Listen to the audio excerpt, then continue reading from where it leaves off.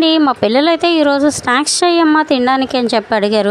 Climate కూడా చాలా కూల్గా ఉంది కదా అని. ఎక్కువ ఇంగ్రీడియంట్స్తో తొందరగా అయిపోయే స్నాక్స్ ఏమున్నాయని వీడియోస్ అయితే చూశాను. అప్పుడు నాకు ఈ వీడియో అయితే కనిపించిందండి. దీని పేరైతే తెలియదు కానీ చేసేసాను. మీకు తెలిస్తే కామెంట్ చేయండి. మా పిల్లల కోసం అయితే ఏదైనా కూడా నేను ఇంట్లోనే ప్రిపేర్ చేస్తాను. మ్యాక్స్ బయట నుంచి అయితే నేను తెప్పించాను.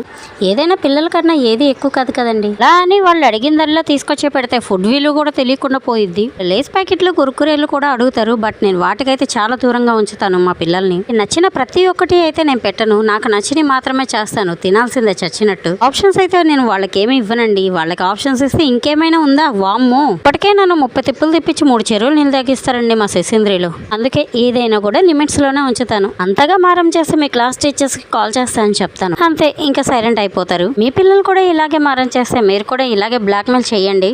అలాగే స్వీట్ పేరేంటో కూడా కామెంట్ చేయండి. వీడియో నచ్చితే లైక్ చేయండి, షేర్ చేయండి, సబ్స్క్రైబ్ చేయడం మర్చిపోకండి. Thank you.